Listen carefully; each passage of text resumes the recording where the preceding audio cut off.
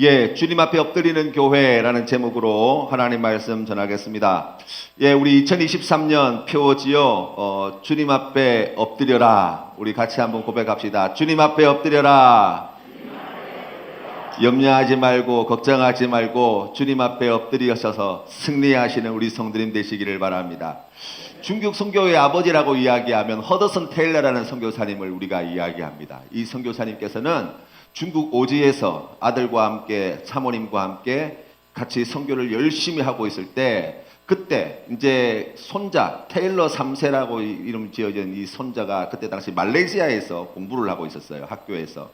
근데 마침 그때 이제 2차 세계대전이 벌어지지요. 일본군들이 이 말레이시아 그쪽 지역과 이 동남아 지역에 진출하면서 이제 포로로 잡혀가게 된 거예요. 중국 오지에서 선교를 이렇게 열심히 하고 계시는 중이었으니까 지금 손자를 구하기 위해서 말레이시아로 간다거나 뭐 어떻게 손쓸 방법이 없고, 또 포로로 끌려갔으니까 지금 소식들이 뭐 자연스럽게 이렇게 주고받을 수 있는 상황이 아니었어요. 그런데 놀랍게도 이 선교사님과 가족들은 무슨 아무런 일도 일어난 것 아닌 것처럼 아무 일도 없었다는 듯이 계속해서 그렇게 맡겨주신 사역을 감당하더라는 거예요.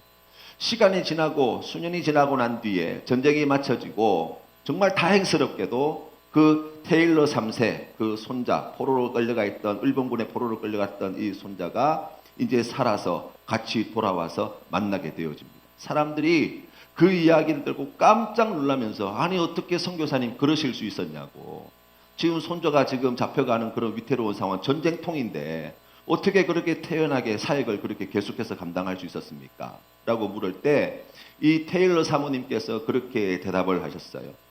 주 하나님께서, 나의 주 하나님께서 소중히 여기시는 사람들을 내가 잘 돌보면 내가 소중히 여기는 사람들을 우리 하나님께서 돌봐주신다는 믿음이 있었기 때문입니다. 우리는 생각할 때 내가 정말 소중히 여기는 사람, 내 아들, 내 딸, 내 가족, 이거 내가 어떻게 해주지 않으면 어떡하나 염려하고 걱정하는 마음들이 큰데, 우리가 지난주 금요일 날 우리가 말씀의 은혜를 함께 나누면서 우리가 주님 앞에 어떤 믿음의 고백을 드렸습니까? 우리 자녀들, 우리가 정말 소중하게 생각하는 내 자녀들, 내 가족들 생각할 때 염려하고 근심할 것이 아니라 뭐 해야 한다고요? 주님 앞에 엎드리는 거예요. 그러면 하나님께서 사랑하는 자녀들을 돌보시고 사랑하는 가족들을 책임져 주시고 인도해 주시고 복 주시고 도와주시는 거예요. 주님이 사랑하는 사람들을 제가 돌보는데 헌신하겠습니다. 저도 2023년 이 새해를 맞이해서 다시 한번 그러한 믿음의 결심과 다짐을 가져봅니다. 하나님 앞에, 주님 앞에 나아갈 때 우리 주님이 돌보라고 하시는, 사랑하라고 하시는 우리 귀한 성도님들과 우리 귀한 하나님께서 택하신 세상의 많은 믿지 않는 자들, 내가 그들을 위하여 섬기는 자가 되어야 되겠다. 그럴 때 내가 사랑하는 자들을 주님이 책임져 주신다. 우리 귀한 성도님들도 이 귀한 믿음의 고백으로 승리하시는 2023년 되시기를 주님의 이름으로 축원합니다. 여러분, 우리 지난 송구영신 예배 때 이제 우리 성도님들의 개인의 신앙생활을 우리가 점검하면서 설문조사를 쭉 했어요. 그 가운데 우리 교회 성도님들 중에서 지금 예배 출석 상황이 어떤가 이제 설문을 돌렸잖아요. 그런데 다행스럽게도 너무나 많은 분들이, 대부분의 성도님들이 매주일 주일 성수를 하고 있습니다. 혹은 한 달에 한 번 정도 그 정도 결석을 하고 있습니다. 그러니까 아주 열심히 신앙생활을 하시려고 애를 많이 쓰신다라고 이렇게 대답을 하셨어요. 여러분, 우리가 매주일 같은 시간, 같은 장소에 나와서 하나님을 예배하는 것, 그것이 우리의 신앙의 삶에 얼마나 중요한가를 알 수 있어요.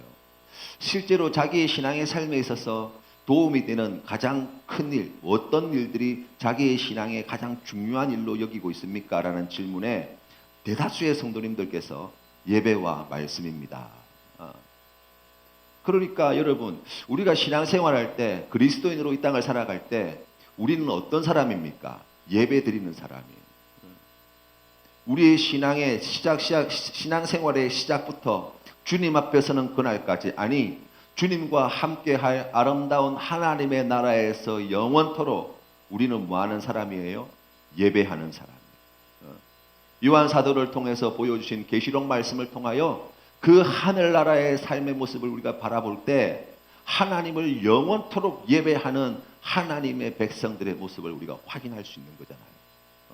그만큼 중요한 게 예배다라고 우리가 이야기할 수 있습니다. 우리가 예배를 이야기할 때 빼놓지 않고 우리가 우리 성경 말씀 이제 우리가 찾을 때 이제 제일 쉽게 생각하는 말씀이 요한복음 4장에 나와 있는 예수님께서 수가성 여인을 만나면서 하셨던 말씀이에요. 예배가 뭡니까? 라고 이야기하면 뭐 교회 신앙생활을 조금 하신 분들은 뭐 누구라도 다 대답하실 수 있을 거예요. 하나님은 영이시니 예배하는 자는 영과 진리로 예배할지니라고 말씀하셨습니다. 그렇죠. 그러면 우리가 영과 진리로 예배한다는 것은 무엇인가를 조금 생각해 볼 필요가 있어요. 하나님은 영이시다 그랬어요. 그러면서 우리가 예배하는 자들을 하나님께서 찾으신다 말씀하시고, 하나님은 영이시고 우리가 예배할 때 영과 진리로, 다시 말하면 하나님과 함께 진리이신 예수 그리스도를 믿는 믿음의 고백으로 주님을 높여드리는 것, 그러한 자들을 우리 하나님께서 찾으신다는 거예요. 우리가 오해해서는 안 되는 것이 예배당에 와서 앉아있다고 예배가 되는 건 아니에요.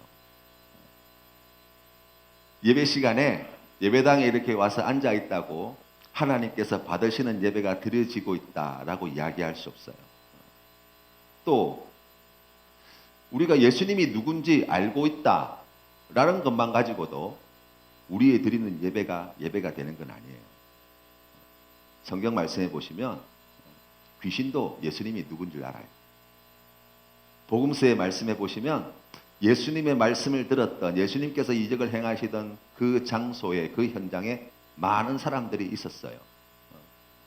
그런데 그들은 예수님을 십자가에 못 박아 죽이라고 선동하는데 앞장섰어요. 내가 예수님을 알고 있고 성경이 뭐라고 이야기하는지 알고 있다? 큰 착각이에요. 그것으로 우리의 신앙이 보장되어지는 게 아니고 우리가 드리는 예배가 되는 것이 아니다라고 이야기할 수 있습니다. 또 예배 드릴 때 마음에 감동이 있고 기도 드릴 때 막 눈물이 나고 말씀을 들을 때 막 머리가 쭈뼛쭈뼛 설 만큼 막 그런 그 가슴 벅찬 감격을 누리고 그런다고 해서 예배를 드리고 있느냐라고 이야기하면 꼭 그런 것만 또 아니에요. 여러분, 예배라고 하는 것이 무엇입니까? 예배라고 하는 것은 나를 구원해 주신, 예수 그리스도를 통하여 나를 구원해 주신 하나님의 그 크신 은혜와 사랑에 감사하며 기뻐하며 감격하며 그 하나님께 우리가 보여드리는 응답, 반응, 그것이 바로 예배라고 이야기할 수 있는 거예요. 그래서 저에게 예배학을 가르쳐 주셨던 이 주승준 교수님이라는 분이 계신데요. 그분이 쓴 책에 보니까 예배가 다 같은 예배가 아니라는 거예요. 헛된 예배가 있다, 예배가 되지 못하는 예배가 있다라고 이야기하면서 5가지 경우를 말씀하셨어요.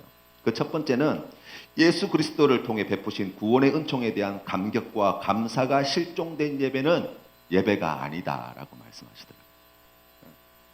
예배를 예배답게 만드는 것은 나를 구원하신 그 하나님의 은혜와 은총에 기뻐하며 감사하며 감격하며 그 은혜에 내가 보여드리는 반응, 이것이 우리의 예배인데, 그러니까 예배 순서의 모든 것, 오늘 여러분이 시간을 드리고 먼 길을 오시는 그 모든 일들은 그 은혜에 대한 감격과 감사의 고백, 응답, 반응으로서 우리가 그와 같은 일들을 하게 될 때 그것이 예배가 되어지고, 만약 그렇지 않고 그냥 매주일 가는 곳이니까 뭐 가족들이 가니까 어쩔 수 없이 끌려와서 이렇게 앉아 있어 가지고는 이것이 예배가 될 수는 없다는 거예요.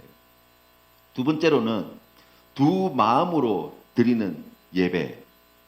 이거 하나님께서 기뻐 받으시는 예배라고 할 수 없다라고 이야기합니다. 이사야서 29장 13절 말씀에 보시면 하나님께서 이스라엘 백성들에게 이렇게 말씀하십니다. 주께서 이르시되 이 백성이 입으로는 나를 가까이 하며 입술로는 나를 공경하나 그들의 마음은 내게서 멀리 떠났나니 그들이 나를 경외함은 사람의 계명으로 가르침을 받았을 뿐이니라. 에스겔서 33장 11절 말씀에 이렇게 말씀합니다. 백성이 모이는 것 같이 내게 나오며 내 백성처럼 내 앞에 앉아서 내 말을 들으나 그대로 행하지는 아니하니 이는 입으로는 사랑을 나타내어도 마음으로는 이익을 따름이라. 그렇죠. 우리의 마음 중심을 꿰뚫어 보시는 분이 누구십니까? 하나님이세요. 하나님보다 더 사랑하는 것, 하나님보다 더 중요하게 여기는 것, 하나님보다 더 의지하는 것이 마음 가운데 딱 자리 잡고 있는데 여기에서 예배 드리는 것처럼 기뻐하는 것처럼 감사하는 것처럼 백날 해봐야 우리 하나님께서 그 거짓에 속아 넘어가지 않으신다고 말씀합니다. 세 번째로 잘못된 동기로 드리는 예배도 우리 하나님께서 기뻐 받으시지 않습니다. 남유다가 멸망당한 이유, 바벨론에게 망하게 된 이유가 무엇이냐라고 이야기하면 우상 숭배의 죄 때문이라고 이야기할 수 있어요. 그런데 여러분, 이스라엘 백성들이 그 망해가는 와중에도 절기를 지켰어요. 제사를 드렸어요. 하나님께 제물을 바쳤다고요. 그런데 우리 하나님께서는 그들이 주님 앞에 나와서 자기의 이익을 위해서, 자기의 목적을 위해서 또 습관적으로 뭐 그동안 쭉 해왔으니까 우리 집안 대대로 우리 민족이 대대로 그냥 하나님께 제사 드려왔으니까 그렇게 드리는 그 제사를 얼마나 불편하게 생각하셨는지 몰라요. 성경 말씀 말라기서 1장 10절 말씀에 하나님이 이렇게 말씀하십니다. 만군의 여호와가 이르노라 너희가 내 제단 위에 헛되이 불사르지 못하게 하기 위하여 너희 중에 성전문을 닫을 자가 있었으면 좋겠도다. 내가 너희를 기뻐하지 아니하며 너희가 손으로 드리는 것을 받지도 아니하리라고 말씀하셨어요. 그러니까 나한테 복 준다 그러면 우상한테 가서도 절하고 또 불안하니까 찝찝하니까 또 성전에 가서 제사도 드리고 잘못된 동기로 드려지는 예배, 이 우리 하나님께서 기뻐 받지 않으신다는 거예요. 네 번째로는 예배가 예배되지 못하는 자리가 어떤 자리냐라고 이야기하면 하나님께 뭔가 얻어내기 위해서 예배드리는 것. 이건 예배가 아니라는 거예요. 여러분, 예배는 드리는 자리예요. 기도를 드리고 헌금을 드리고 우리의 시간을 드리고 우리의 열정을 드리고 우리의 땀과 노력을 드리는 자리예요. 그게 예배예요. 그런데 우리가 하나님 앞에 나올 때 하나님께서 나에게 뭔가를 주시기를 바라는 마음으로 이 예배의 자리로 나온다면 그것은 예배가 아니라고 말씀하십니다. 물론 우리가 하나님께 드리게 되어질 때 하나님께서 우리에게 주시는 은혜가 있어요. 그런데 하나님께 드리게 되어질 때 받아들이게 되어지는 그와 같은 은혜가 예배의 본질이 될 수는 없다는 거예요.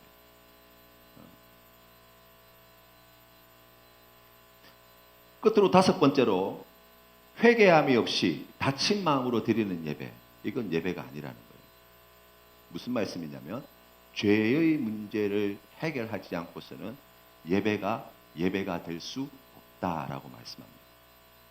우리가 성찬식을 행하게 될 때 우리가 제정의 말씀을 우리가 읽게 되어지는데 거기에서 사도 바울이 우리에게 가르쳐주는 하나님의 깊으신 뜻이 무엇입니까? 이 떡과 잔을 마실 때 자기를 돌아보지 않고 먹고 마시는 자는 어떻게 하는 거와 똑같다고 그랬어요? 자기의 죄를 먹고 마시는 것과 똑같다 그랬어요. 예배의 자리도 마찬가지예요. 우리가 한 주간 동안 아니면 우리가 지나온 삶 동안 우리가 가지고 있던 저질렀던 그 모든 죄에 대하여 우리가 회개하지 않고 예배를 드리는 것, 이것은 거룩하신 하나님과 죄가 함께 할 수 없는데, 우리가 그 죄를 회개하지 않고 주님 앞에 나와서 우리가 예배를 드린다고 하는 것은 결국 심판받아 마땅한 일밖에 되지 않아요.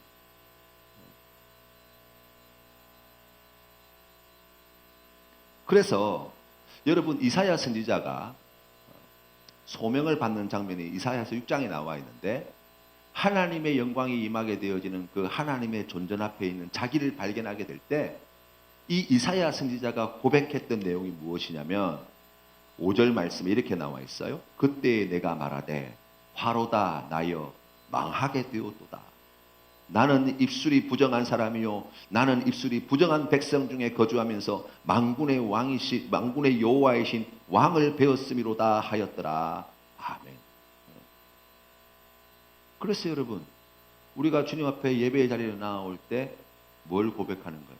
우리의 죄를 고백하고 회개를 구하는 거예요. 우리가 주님 앞에 나와 예배를 준비하며 나아갈 때, 오늘 11시 내가 센텀 장로교회에서 예배를 드린다라고 이야기할 때 예배를 어떻게 준비해야 될 것인가? 우리의 지나온 한 주간 삶을 돌아보면서 혹시 내가 하나님께 해결함 받지 못한 죄의 문제가 있지 않은가?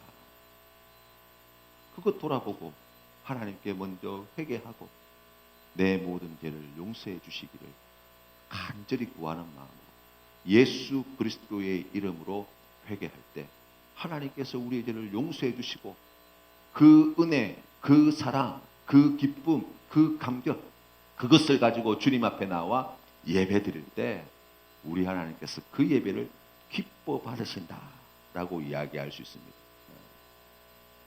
그래서 여러분, 우리가 예배를 드릴 때 누구의 도움이 그래서 더욱 필요합니까? 성령 하나님의 도우심이 간절히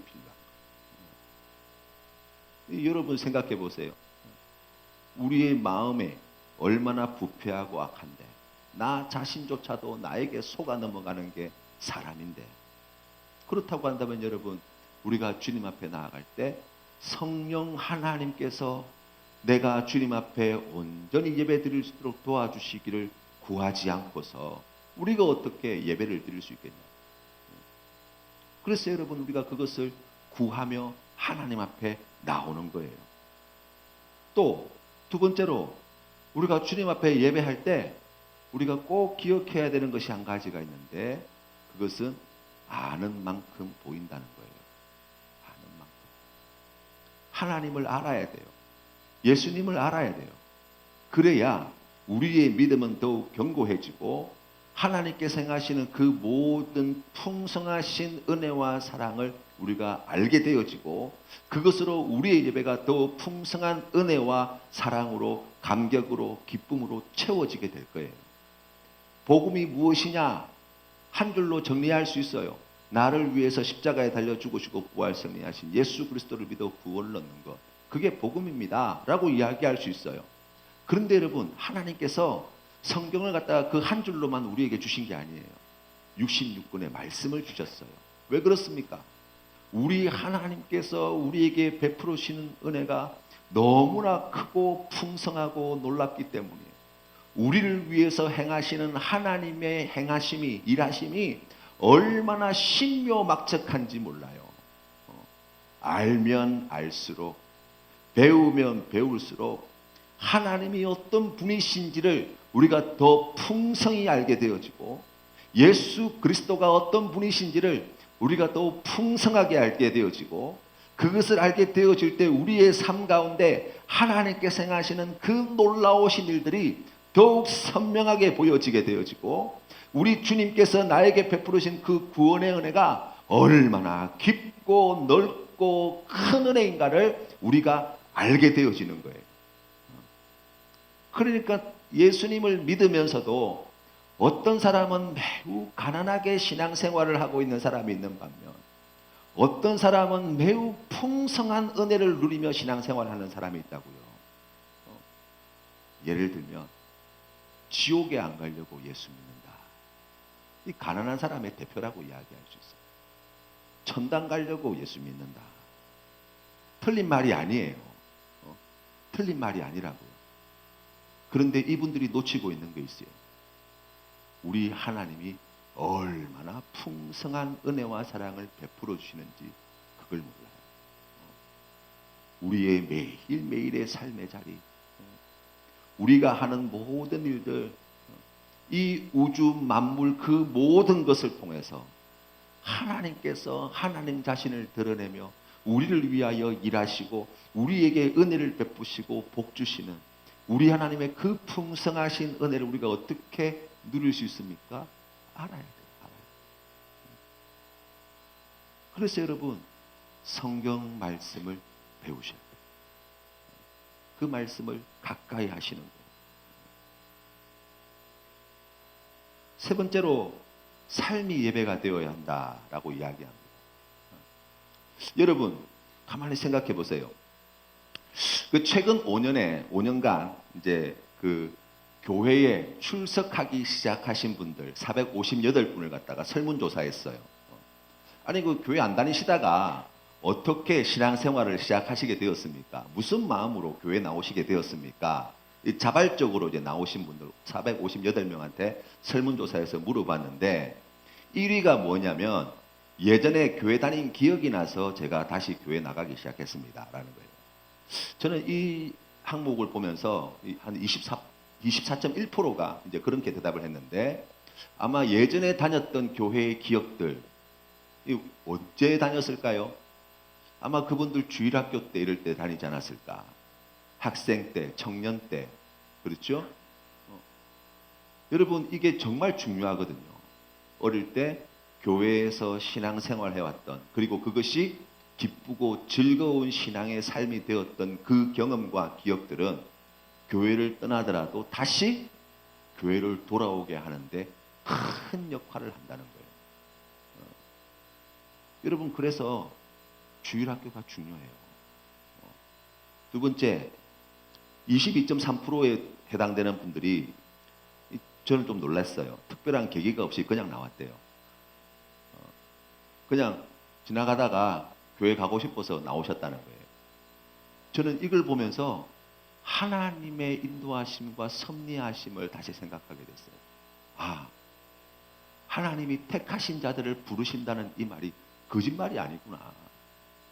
우리는 아무것도 한 것이 없잖아요. 전도 한 적도 없어요. 예전에 교회 다닌 것도 아니에요. 그런데 그냥 갑자기 그런 마음이 들었다는 거예요. 무려 22.3%에 해당되어지는 분들이 말이에요. 적은 일이 아니거든요. 500분이 교회에 나오시면 그 전에 그 가운데 한 100분은 그냥 갑자기 교회 나가고 싶어서 나왔어요. 그 말은 뭐예요? 하나님이 강권적으로 인도하셨다는 거죠. 그리고 세 번째가 뭐냐면 19.6%, 이것도 한 20% 가까이 돼요.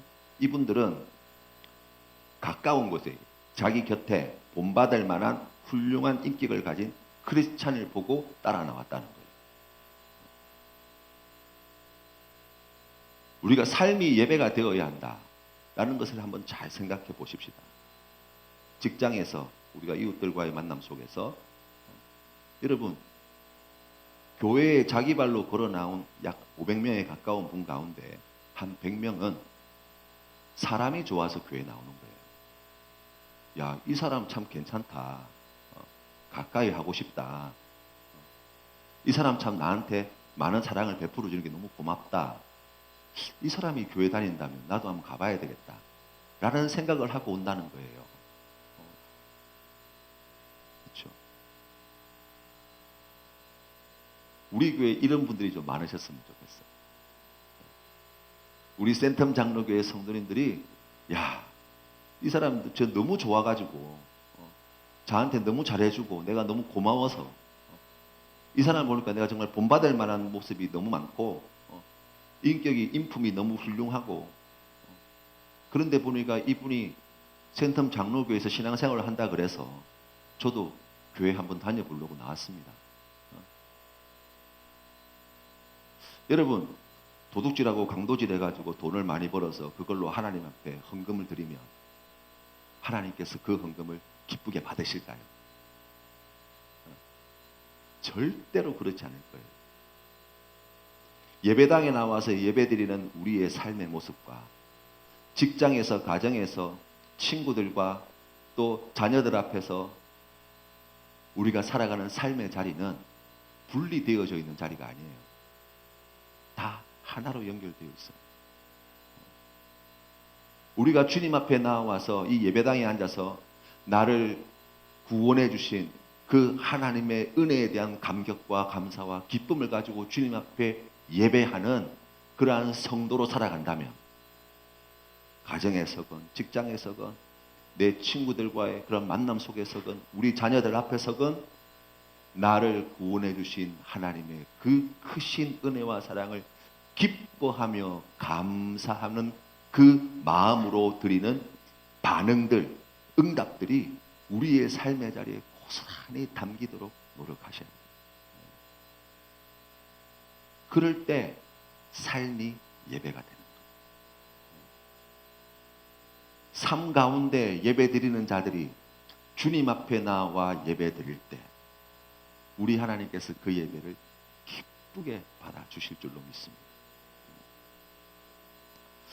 여러분, 세상을 살아가다 보면 돈 때문에 허리를 숙이고 무릎을 꿇어야 할 때가 있어요.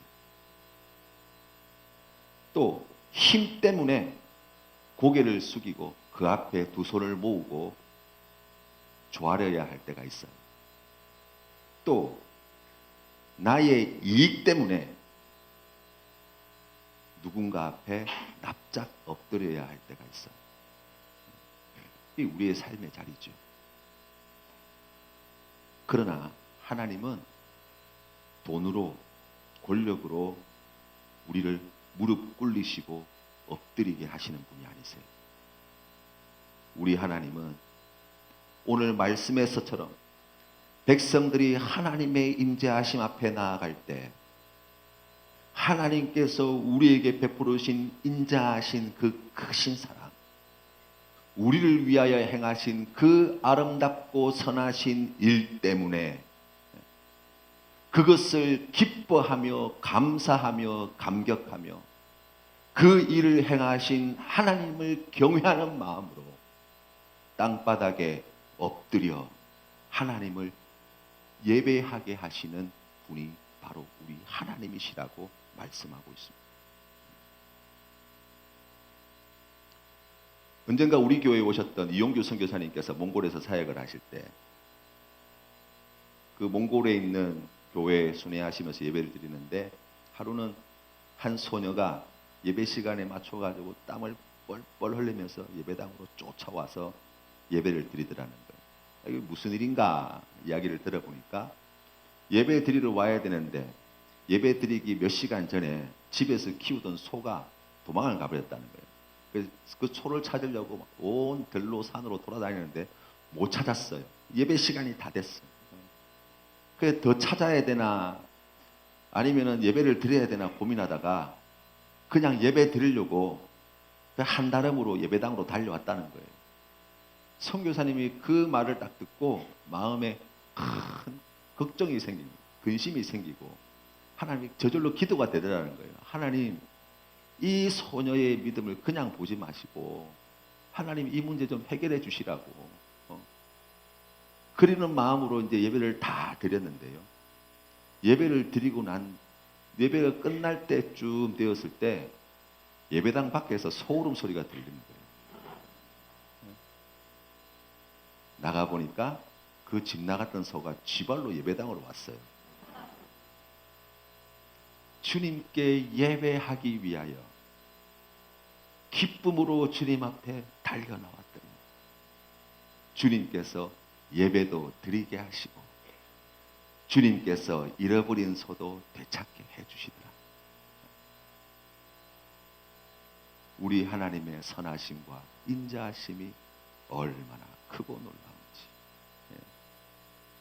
우리 2023년 한 해 주님 앞에 나아갈 때 우리가 그런 고백으로, 그런 기쁨으로, 그런 감격으로 하나님께 예배드리자고. 우리 하나님께서 그 크신 은혜, 그 놀라우신 사랑, 그 선하고 아름다운 일들을 우리의 삶의 자리에 반드시 이루어내 주실 것입니다. 주님, 제가 그 은혜가 너무 감사해서 주님 앞에 엎드립니다. 그 사랑이 너무나 커서 제가 주님 앞에 엎드리지 않고서는 견딜 수 없습니다. 이 귀한 믿음의 고백으로 주님께 영과 진리로 예배하시는 우리 모든 성도님들 다 되시기를 주님의 이름으로 축원합니다.